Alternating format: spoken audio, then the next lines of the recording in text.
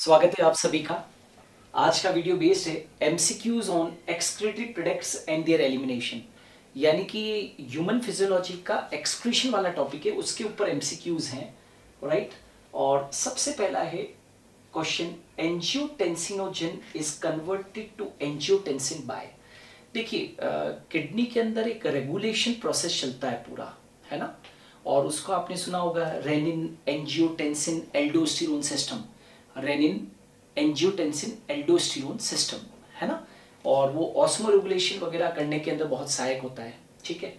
तो angiotensinogen is converted to angiotensin by. Question ये है कि उस रास सिस्टम में, यानी कि renin angiotensinogen, right, renin angiotensin aldosterone system में एंजियोटेंसिनोजन को एंजियोटेंसिन में कौन बदलता है, एंजियोटेंसिनोजन को एंजियोटेंसिन में कौन बदलता है। तो इसके लिए मैं आपको बता दूं, एक किडनी के अंदर एक विशेष सेल्स होती है जिसका क्या नाम है, जेजी सेल्स। जेजी सेल्स आपके एनसीईआरटी के अंदर पेज नंबर 297 के ऊपर जाकर देखना आप, सेकंड पैराग्राफ के अंदर, कि किडनी के अंदर मिलने वाली जेजी सेल्स यानी कि juxtaglomerular cells, right, release करती है एक हार्मोन को जिसका की नाम है रेनिन, RENIN, रेनिन, और वो एंजियोटेंसिनोजन को एंजियोटेंसिन में बदल देता है। तो आंसर कौन सा है, रेनिन। क्वेश्चन नंबर 1 का आंसर है A, that is very very important one. कभी भी क्वेश्चन आप लोगों से पूछ सकते हैं, ठीक है, कि एंजियोटेंसिनोजन को एंजियोटेंसिन में बदलने वाला कौन है। काउंटर करंट मैकेनिज्म, ये काउंटर करंट मैकेनिज्म क्या होता है, प्रति प्रवाह क्रियाविधि, राइट। और ये कहाँ चलती है अपने, राइट, अपने एक्सक्रीटरी सिस्टम में आपने ने पढ़ा है कि काउंटर करंट मैकेनिज्म जो है वो चलता है वासा रेक्टा, राइट, और हेनलीज लूप के बीच में। वासा रेक्टा और हेनलीज लूप के बीच में एक काउंटर करंट मैकेनिज्म चलता है जिसमें कि यूरिया और NaCl का एक्सचेंज होता है, आपने पढ़ा होगा। तो counter current mechanism observed in renal medulla helps in formation of, यानी कि नेफ्रॉन के हेनलीज लूप में और वासा रेक्टा के बीच में चलने वाला जो काउंटर करंट मैकेनिज्म, प्रति प्रवाह क्रियाविधि जो है, वो किसके निर्माण में मदद करता है। तो एक चीज याद रखना कि यूरिन को कंसंट्रेट करने के लिए, एक चीज याद रखना, डाइल्यूट यूरिन को कंसंट्रेट करने के लिए काउंटर करंट मैकेनिज्म चलता है, ये हमेशा ध्यान रखना।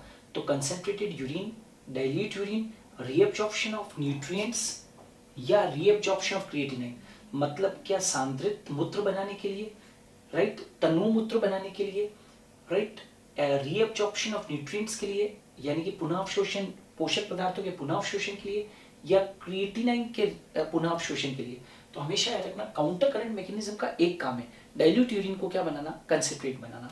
तो क्वेश्चन नंबर 2 का जो आंसर है वो क्या हो गया, ए। अब आ जाओ, if osmoreceptors in our body are activated, क्या होगा, क्या होगा यदि हमारे शरीर के अंदर मिलने वाले ऑस्मो रिसेप्टर्स, राइट, हमारे शरीर के अंदर मिलने वाले यदि ऑस्मो रिसेप्टर्स सक्रिय हो जाएंगे तो क्या होगा, क्या ADH रिलीज हो जाएगा। हाँ बिल्कुल, ADH रिलीज होता है। हाइपोथैलेमस संदमित हो जाएगा, स्टॉप हो जाएगा उसका function, no. Diuresis is decrease, natural है कि जब ऑस्मो रिसेप्टर्स बॉडी के अंदर एक्टिवेट होंगे तो ADH स्टिमुलेट होगा। ADH जो है वो नेफ्रॉन के विभिन्न भागों से जल को अवशोषित करवाएगा।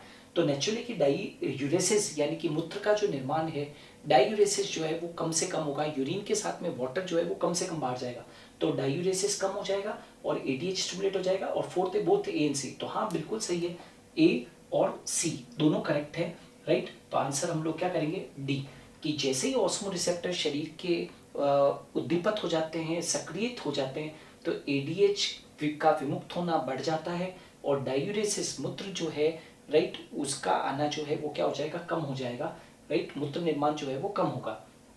तो क्वेश्चन नंबर 3 का जो आंसर है वो कौन सा है, डी है, डी बिल्कुल परफेक्ट आंसर है इसका। Now about 70 to 80% of electrolytes in water are reabsorbed by. Question ये है कि लगभग 70 से 80% इलेक्ट्रोलाइट और जल का पुनः अवशोषण नेफ्रॉन के किस भाग में होता है। तो हमेशा याद रख लो, हम हमेशा बताते हैं कि नेफ्रॉन का जो प्रॉक्सिमल कन्वोल्यूटेड ट्यूबल है, समीपस्थ कुंडलित तलिका जिसको कि PCT कहते हैं, उसके अंदर माइक्रोविलाई पाई जाती है और वहां पर लगभग 65 से 80% जो इलेक्ट्रोलाइट है और जल का पुनः अवशोषण हो जाता है। तो आंसर क्या होना चाहिए? पीसीटी। दूसरे ऑप्शन तो होंगे नहीं क्योंकि वहां पर कम अवशोषण होता है। तो याद रखना 70 से 80% इलेक्ट्रोलाइट्स और जल का जो पुनः अवशोषण है वो कहां पर होगा? दैट इज पीसीटी के अंदर होगा। क्वेश्चन नंबर 4 का जो आंसर है वो है ए। और question number 5, region of nephron found in renal medulla. देखो दो भाग होते हैं, एक होता है रीनल कॉर्टेक्स और एक होता है रीनल मेडुला। किडनी के दो भाग है, रीनल कॉर्टेक्स और रीनल मेडुला। ठीक है, अब किडनी के अंदर क्या होते हैं? नेफ्रॉन होते हैं।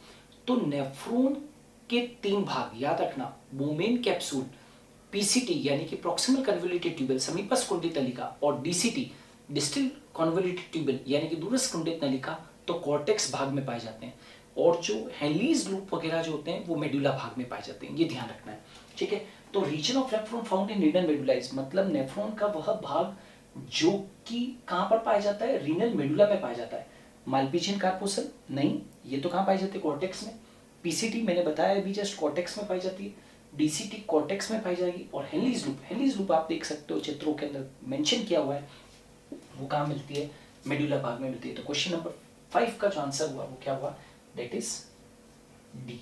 ओके, तो ये जो क्वेश्चन थे कुछ इंपॉर्टेंट क्वेश्चंस थे, एनसीईआरटी के ऊपर बेस्ड थे, राइट, ह्यूमन एक्सक्रीटरी सिस्टम के ऊपर।